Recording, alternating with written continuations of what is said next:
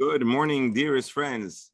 Chaf Beis Tammuz, the 22nd of Tammuz, July 21st. It's a Thursday, and we're here to study the entire Talmud, one page, one line at a time. Presently, we're studying Masechah Shabbos, chapter 18, Perek Chai, and we were talking Mifanim about when a person may or may not empty out a storehouse on Shabbos.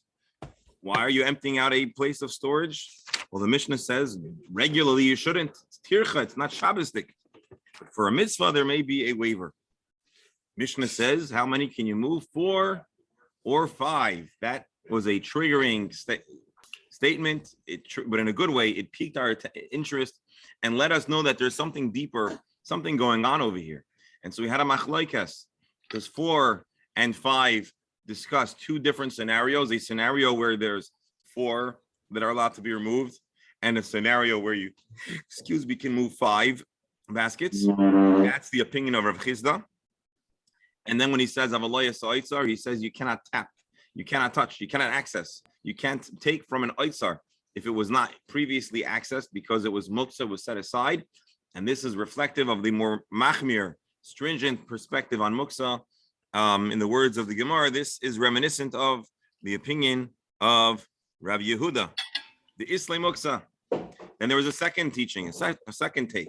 This was the presentation, the perspective of Shmuel.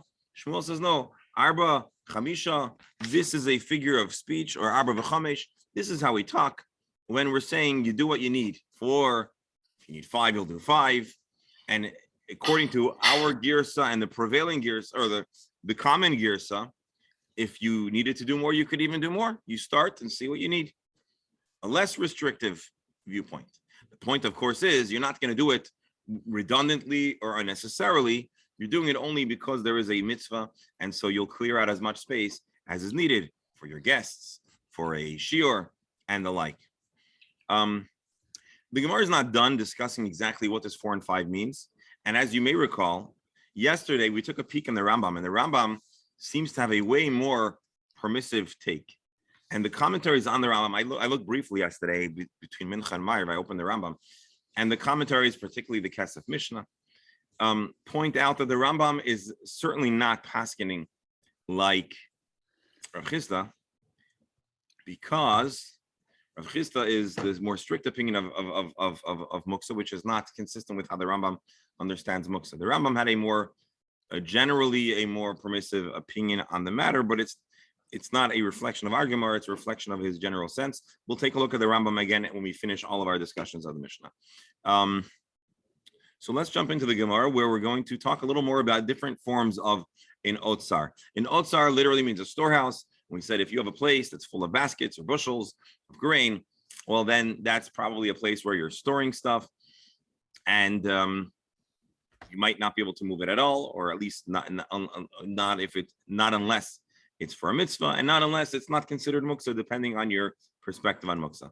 Let's share the screen. Just want to mention that we are dedicating our learning for the dear members of our Chabura, for their wellness, their loved ones, their family.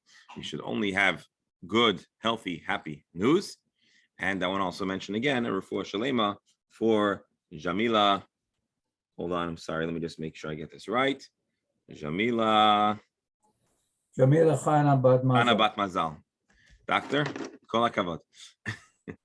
So here we go. So we're talking about an oitsar. So an oitsar means a place where you're storing grain. How do you know if what you're seeing is an oitsar or just a pantry? And why do I say pantry? Because a pantry is, I think, something that you are accessing constantly. A pantry is where you, right? Does that sound fair? Whereas an oitsar is something that's more about storage. Although perhaps we can also apply the word oitsar, pantry, to an oitsar. We're talking about storage. So what are the definitions for an oitsar? Is there a minimum volume? Well, we're going to talk about a specific kind of oitsar. Taner Rabbanan. Here's a brisa that says as follows: Tevua tzibura, a mound, a pile of grain. Is it available to us on Shabbos or not? Is it an oitsar and you shouldn't touch it because it's muksa, it's set aside, let's say, or not? So let's see the brisa.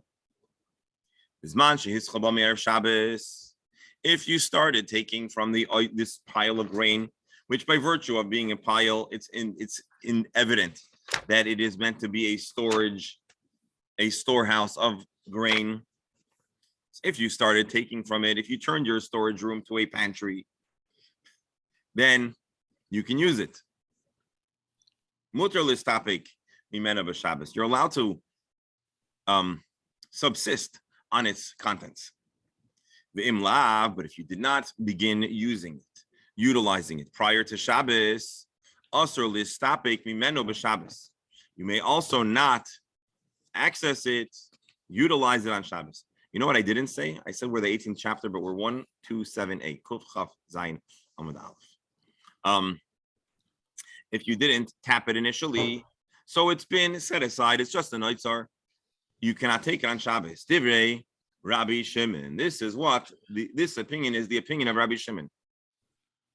Rabbi Acha says no. You are yet permitted to access, to tap, to subsist on the grain. Two opinions. Rabbi Shimon prohibits. Rabbi Acha permits. Let's read Rashi. Tavua tzabura. It's a mound. Mukcha milsa de hukza la'otzar.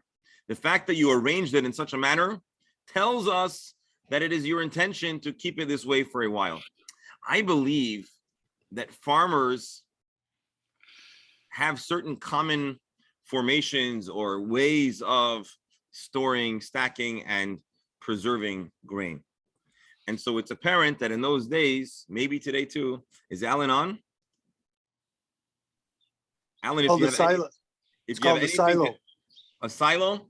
Yeah, SILO. Yes. So, but a silo usually is a reference to a structure that stores grain, right? Right. But could a silo also describe a specific way of forming or placing grain, or silo is those silo storage structures? I think it's strictly storage. Okay, but I think conceptually, that's actually a very good thing to maintain, to keep in mind. Probably the correct, although our conventional translators don't say this, but probably the word oitzar is something like a silo. It's not just it's a storehouse for grain, but I think that would be a silo. Rabbi, yes, Rebero. pardon my ignorance. Of what use is grain to someone on Shabbos? Very good question. You know who has this question? Rashi asks this question and gives an answer. So very good. What can you do with raw grain on Shabbos? So Rashi answers, Lehistapek. What does it mean to subsist? Do humans eat raw grain? Lehachil lebehemtoi. To feed his animals. I believe that's what Rashi is saying over there. Give me one more second.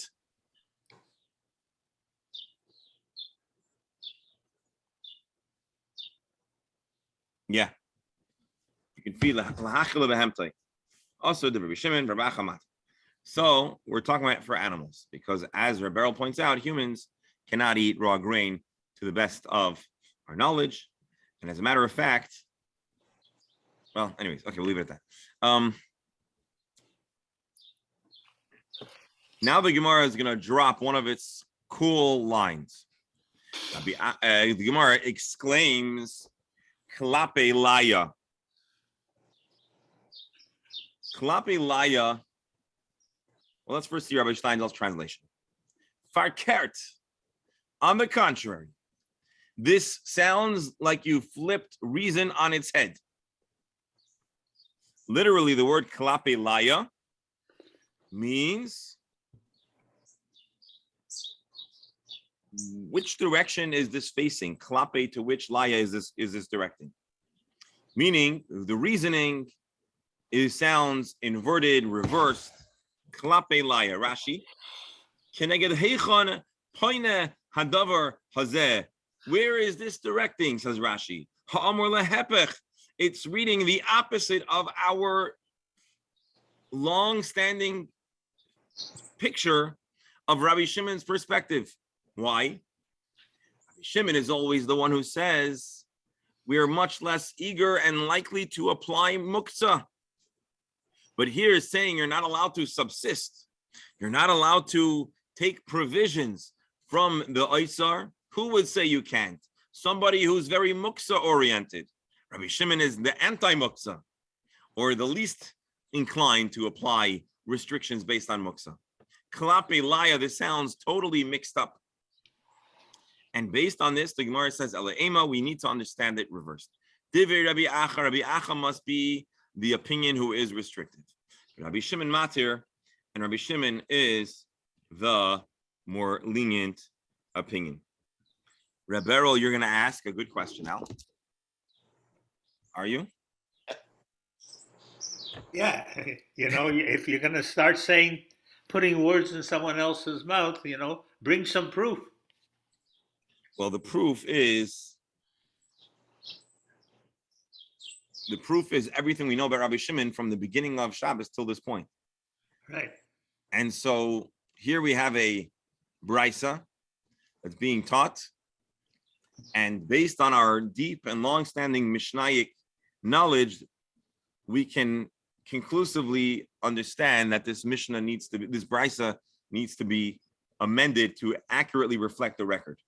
So this is an instance where we know that the Mishnahs were well edited, highly edited, and so we are comfortable. The Gemara is comfortable making this adjustment to ensure the accuracy of the teaching. Rabbi, how common is Klape Laya? Klape Laya is common enough, but Klape Laya is just an expression that says everything. It's just, No, I mean this chess move, if we want to call it that. Oh, so the chess move is not the Klape Laya. The chess move is really the next part, where we revise the girsa. Common enough. There are times that the halachic knowledge is so rock solid that we can conclusively determine that a contrary statement would be a textual a mistake from a lesser edited text. But admittedly, it's not. This is not the default or common reaction, unless it is obvious that is the case. So this is one of those instances. Can I find anything else that will satisfy you on this matter? Probably not. So let me take a peek over here.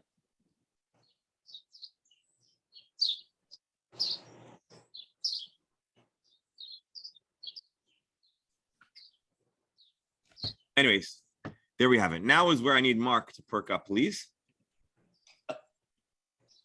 Tana. Start. Kama shir tevua tzabura.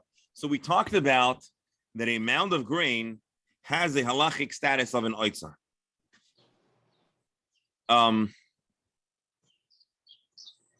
So the brisa clarifies, Kama shir tevua tzabura. How much grain does it need to be classified as an oitzar, as a silo, as something stored? Gemara answers lesech. It is a lesech. Now, don't look at the English, or you could. What is a lesech? A lesech is a measure. What's the measure? So let's look at Rashi. Lesech, avul batzer mihachi, less than a lesech. This would not be considered a storehouse. This would not be considered a siloed. This is not grain that's being siloed. This is grain that's being kept on hand for use. Lesech, chatzi kor. A lesech is half a kor, which is, Rashi says, tes vav sa'in, 15 sa'ah. And here's where, Mark, if you have anything to weigh in on what a saw is, or a kor is, or a lesech is. A kor comes out to, it's 4,320 beitza. 4,000? Beitza. It's 4,320 beitza. That's a lot of eggs. Yeah, so I think that's what does H lead, right? Now, what's H? Is that for some reason this conversion routine uses non-standard. It says 2.4. Let's see if I do let's do a revise. Figure out what. I guess let's change the number. Let's put in 10.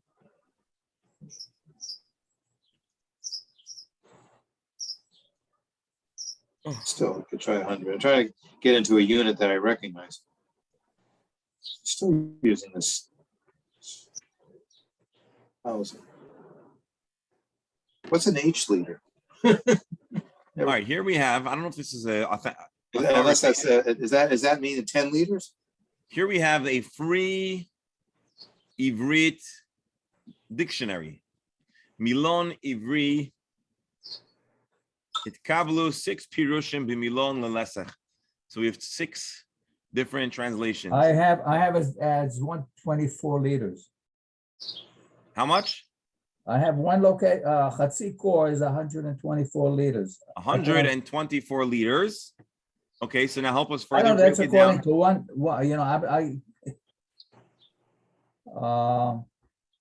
yeah. Yes, a Asea is 8.26 liters. Hold on. A saw is, That's how we figure it out. help me out. A saw is what?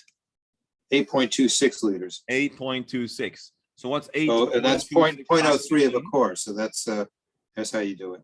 So hold on. What's 8.26 times 15?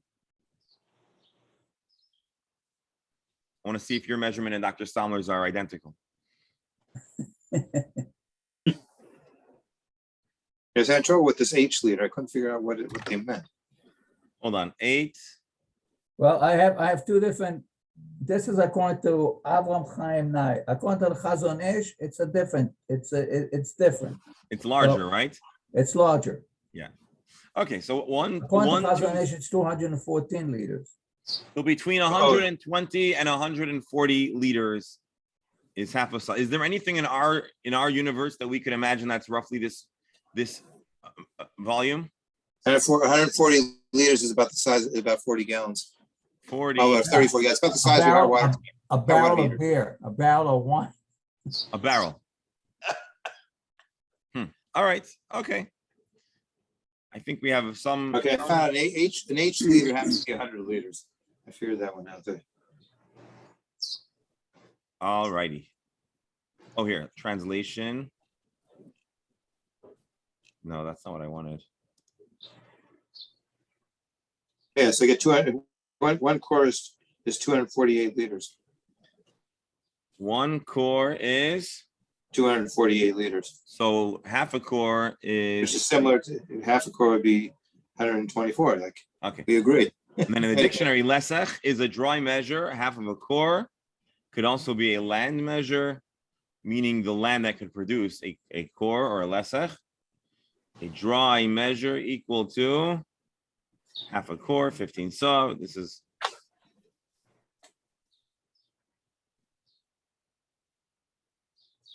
interesting. In the Ugar language, a litiktu is a dry measure. Letek. It's lesach. So, all right. There we have it. So if it's half a core, if it's a lesach. Now, the interesting thing is, if you look at Rabbi Steinsaltz's translation, usually he would transliterate and put lesach. But here he doesn't even do that. He just puts in the translation a half core, which is interesting. I'm curious to know the formula of when they'll put the Hebrew word and when they'll. I guess lesach is so not familiar to a. It's not even in that conversion app. Yeah, so it's not actually a commonly used. Well, I don't know how common core is either. Common core. No, a core. I don't know how common it is. It's not common in modern life, but in the Talmud, no politics. It seems to be used, yeah. in the Talmud and in Mishnaic measurements, a core. These again, I believe they're primarily agricultural measures. So Israel, as an agricultural society, all of these measures were very commonly used in the time of the Mishnah.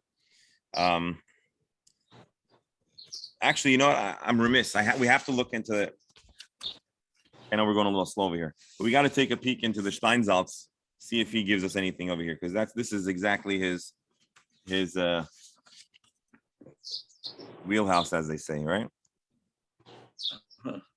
Can you say somebody's rotten to the half core? No. Sounds like a basketball critique. Someone's rotten at the half court. All right. I'm channeling my brother Sean Bear with that. Right. All right. He doesn't. No. All right. Let's see the Gemara. So Be long sure story you're short. correct. I'm sorry. Be sure you're correct. Half a core. That's considered a amount of siloable grain. Oh, you mean Nechumi bar Zachariah Abaya? Nechumi bar Zachariah asked Abaya Shir Tvut Tzibur B'Kama. Same question. Amrlei Omru. When Amora asked this question, he said, "Don't you know there's a brisa Shir Tvut Tzibur Lesach? This measurement is a lesach half a core." Now we're going to come back to a very important question. Important to us. Important to our conversation about the baskets. Here is a question. And this is, I think, Dr. Hammer's question, but we'll revisit it to make sure. Hani arba v'chamesh kupos tekamar. When it says 4 or 5, is what he's saying as follows. Is he saying be'arba v'chamesh kupos in 4 or 5 baskets? Yes, you can move tefillah, but not more. What is he saying? But not the same volume in more baskets. I think that's what he's asking Rashi. The kupais atzman hu yifne v'yimalim yirtza. He'll empty them and fill them if he wants. Isak b'ksefai shir kupa pamachas avot tefillah yosim hei pamim kigon lifnei b'kelim kitanim v'yir b'bilach loy. Is it the volume of grain equivalent of 4 or 5 baskets, or is it literally only to do 4 or 5 trips?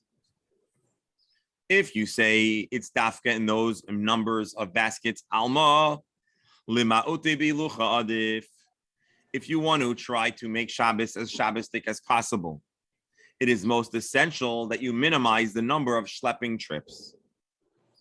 Dilma, but maybe what would be even more in the spirit of Shabbos is lima'ote ma'asoi adif, to make sure that your burden is less. So, Doctor, I don't think this is exactly the language of your question, but I think it captures the spirit of the question. Is that correct? Not exactly, because this suggests that the tircha of walking based on measured in distance is equivalent to the tircha of the weight or size of a basket, and I don't see that. Okay, the point is we're trying to really define what is the problem at hand. What are we most?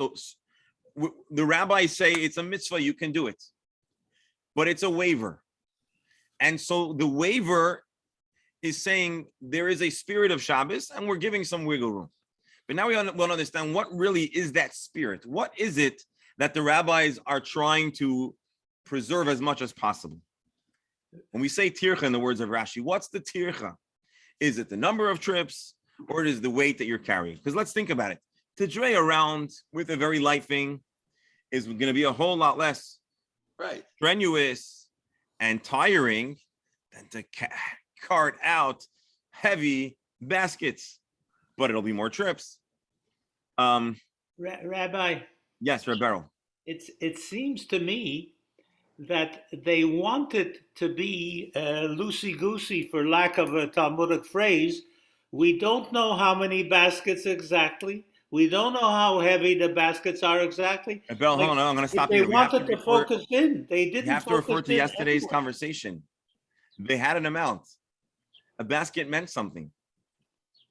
No, but Probably they had 4 or 5 baskets. They don't say the basket. Basket probably meant the upper end of the human capacity to carry. That's what I'm going to imagine. Why would you break something down into a certain measurement? Probably because that's what the average person could carry. No, so again, right now, I don't know the exact volume of a basket, but the volume was known. Rabbi, when the Talmud wants to be specific, it very easily knows how to be specific. But it is being specific. Dates, not more dates. What's more specific than a very quantifiable, well-known unit of grain? Okay. How could it get more specific?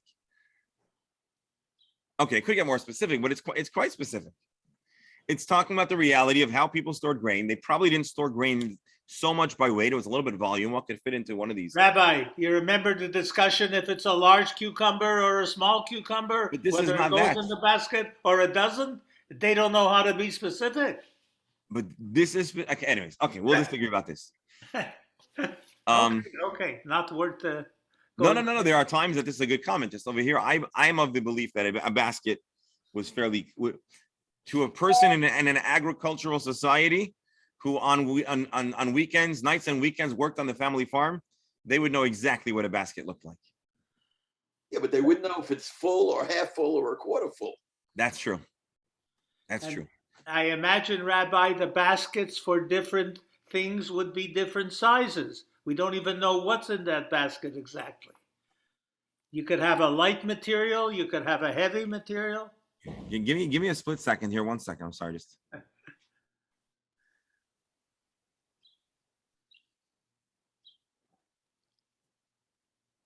Yeah, one of them could have had straw or grain. Straw would be a lot lighter than grain.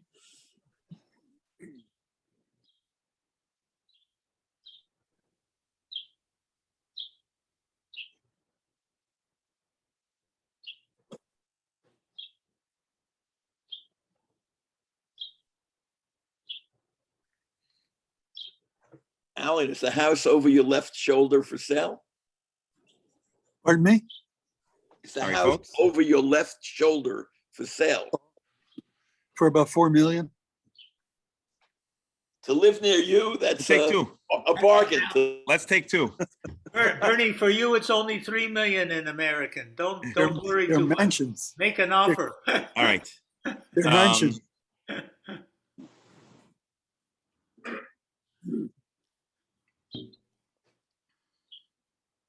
All right.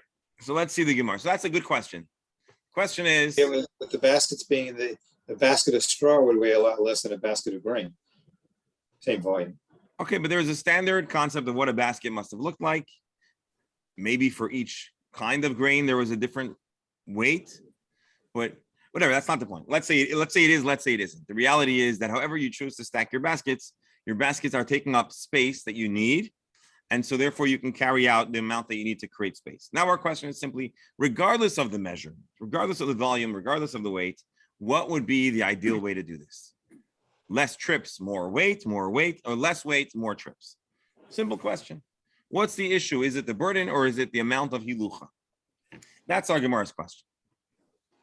And so this question really is regardless of the precise weight. Let's see Rashi. The imbalifnois bekalim kitanim kashir hekupais mutar. Well, then would we say that you could reorganize the grain into smaller baskets? And according to Rav Chisda in particular, this is a good question because he gives a precise number. So let's see the Rabbi, Gemara. can I interrupt you for a second? Please. Why isn't the Mishnah talking about walking instead of moving baskets? I don't understand your question. If- No. if- Hold on one second.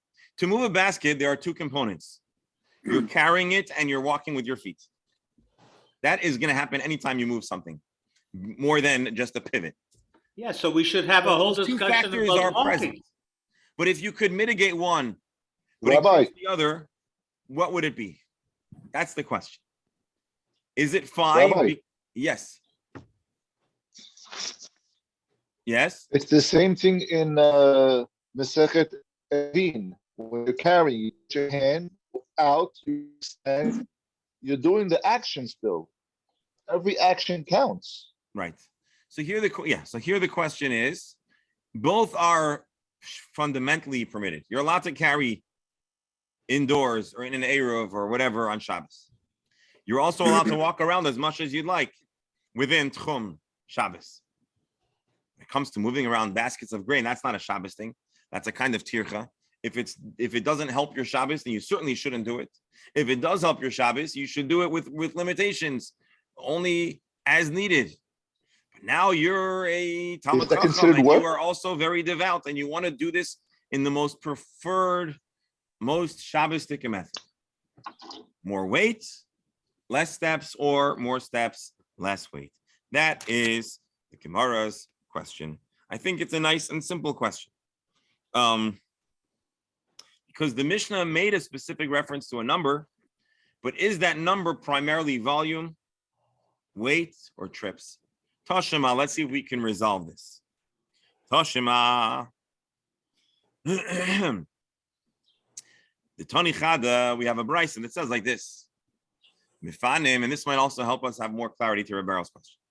Mifanim, nafilu arba v'chamish kupois, shel kadei shemen v'shel kadei yayin. Not only do you move grain, you can even move, or you can move even 4 or 5 jugs of oil and jugs of wine. 4 or 5. Tanya Idach, there's another brisa that says, Be'eser or v'chamesh esrei, even 10, 15. Why? What is going on over here? Why is there this apparent contradiction? Okay, hold on. The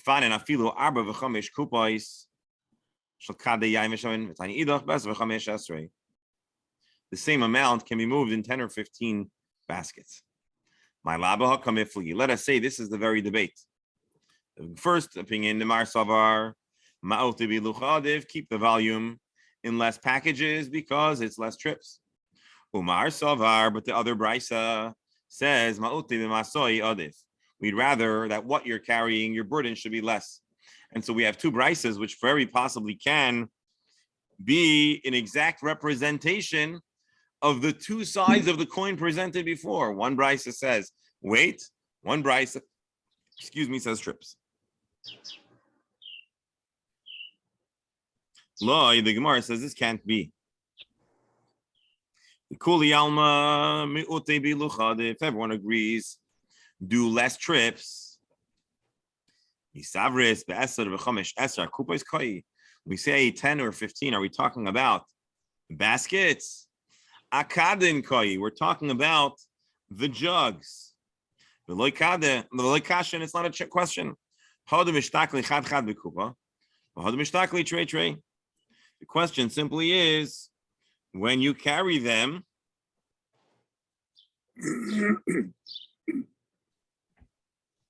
we could be talking about larger size jugs that can be carried 2 at a time.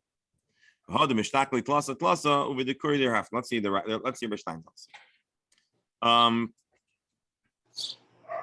the brisa which says 5 is talking about when jugs are taken 1 at a time in a basket. The brisa that says 10 means that you could fit 2 in a basket, same amount of trips. The brisa which says 15 is because you have 3 jugs. So the numbers Eser, Chamesh, Esrei, it's all an expression of the same idea. Depending on how small the jugs are, depends how many can be fit into a kupa. And so everyone agrees that you should only do 5 trips, says the Gemara. And all these different volumes are really talking about different size. It would be like I'd say, on Shabbas, you can move 10 Cokes. What is 10 Cokes? Is it 10 cans? Is it 10 1-liter bottles? Is it 10 2-liter bottles? And so that's kind of what the Gemara is saying. Well, maybe we're saying that if it's a big bottle, so you can only carry 5 because that's how many you can carry. But if it's the smaller ones, you can carry 2 at a time in a box. And if it's even smaller, you can carry 3. Although with cans of Coke, you could carry a whole lot more. But anyways, you get the point. I think that's what we're saying.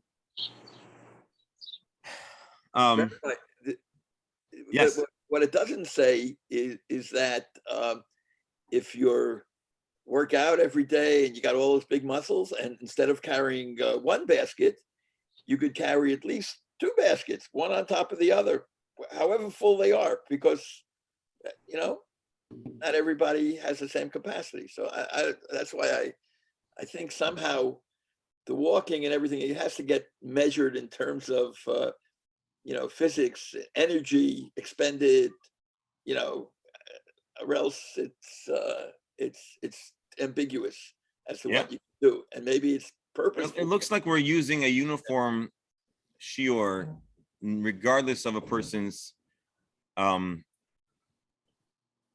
workout regimen. That's what it appears. So why shouldn't you be allowed to carry more bottles of Coke if it's not a problem for you? Or more? Maybe you. Well, because only a certain amount of bottles of Coke fit into the box. So you take. Oh, two so you're saying carry more than one box? Maybe you boxes. could, Exactly. but the max that one could move, it seems to be 5. But it's a good question. It's a good question. A very strong person, it would be much less of a deal for them. You know, you have some people that Doesn't have to be a strong person. It could be a 14-year-old and a 25-year-old. Right. yeah. Yeah. Even the walking is subject to the person walking. A Nachon. tall guy takes 2 steps and he's there. No Nachon. effort. Nachon. Right. Excuse me. The point that our Gemara is making is really one point. We have 2 brises, which we thought could be used to take both sides of the question, both sides of the coin. We say no. Everybody agrees that you'd rather have less trips.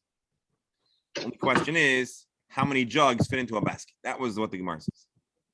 And so that seems to be the conclusive take of the Gemara, that you'd rather do less trips, even at the expense of having more weight. Let's see if this comes into the halachic conversation.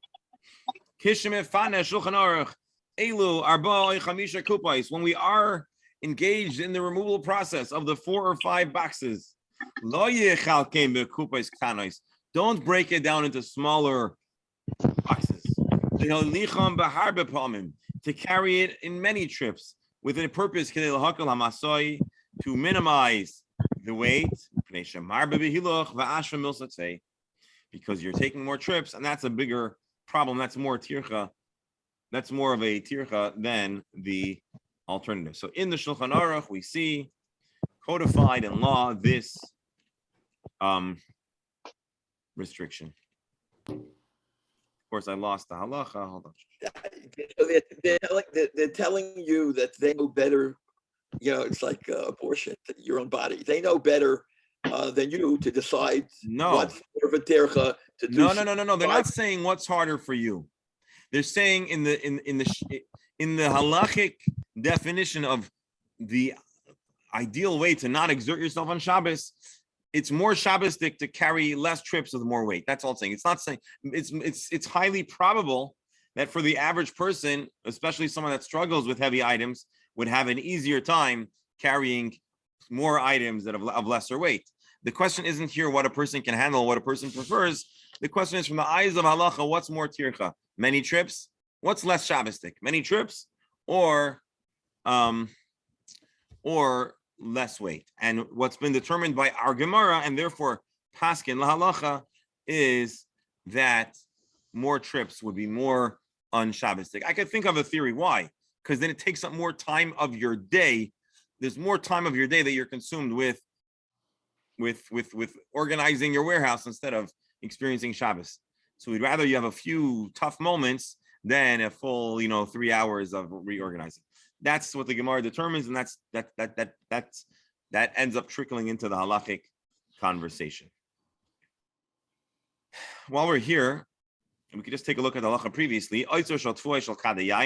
Grain, wine, even though you are allowed to access it, it is not muksa, and this seems like we're embracing a more lenient muksa opinion. Also, you cannot begin to access it, to move it out, only if it's for mitzvah. For example, you need guests or base medrash. The case said mifaneyu. How do you empty it out? So it's interesting to see how he paskins. If there's a large oitzar, if there's many baskets, then you should remove 5. What's a kupa? Shebachol kupa shalosh sa'im. The measure of a kupa is 3 sa. Mark, are you here? What is 3 sa? Help Rebero out, please, and all of us. 3 sa. Okay. 3 would be 24.77 liters. 24.7 liters.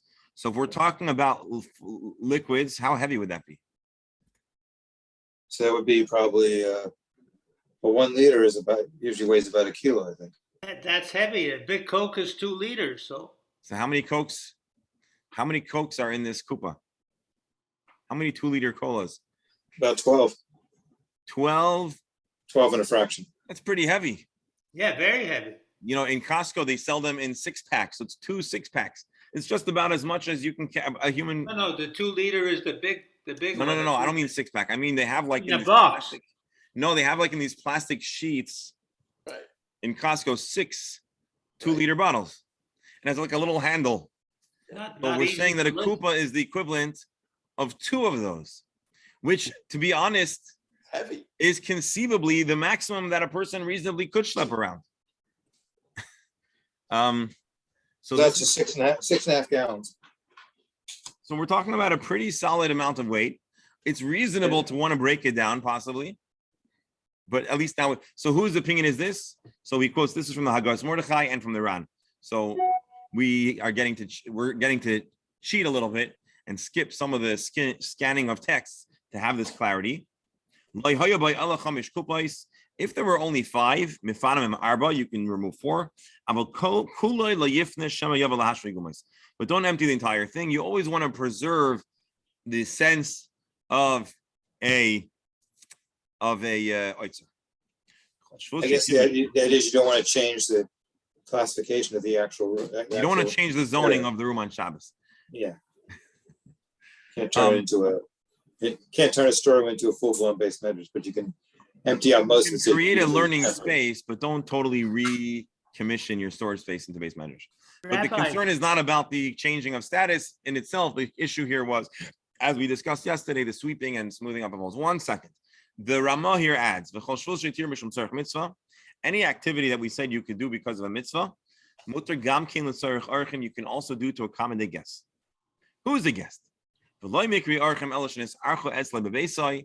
only a guest if they're living in, if you're staying in your house. Or he's inviting guests who are staying elsewhere. But if you want to invite Dr. Hammer, you want to invite your barrel up for a Shabbos meal, that's not considered a pressing situation of Arkham. Worst comes to worst, Rebberal will find an eitzah and he'll manage in his own house.